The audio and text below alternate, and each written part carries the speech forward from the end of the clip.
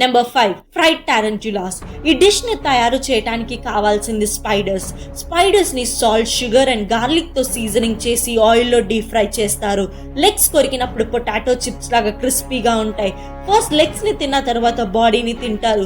కంబోడియాలో ఈ dish past లో food shortages వల్ల ఫేమస్ అయ్యి ఇప్పుడు లోకల్ స్పెషాలిటీగా మారింది.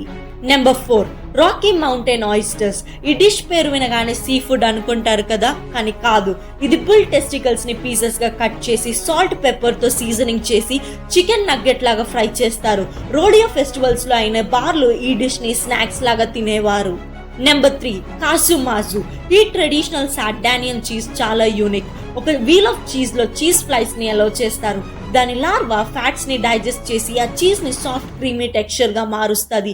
కొంతమంది చీజ్ లో బతికి ఉన్న లార్వాని బ్రెడ్ కి రాసుకొని తింటారు.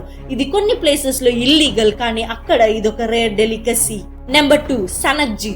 లైవ్ ఆక్టోపస్ ని స్మాల్ పీసెస్ గా కట్ చేసి నువ్వులతో కలుపుకొని తింటారు సౌత్ కొరియాలో. అది బ్రతికి ఉన్నప్పుడే తింటారు కాబట్టి ఒక chewy fresh texture and mild sea flavour ని ఇస్తుంది. Number 1 ballot.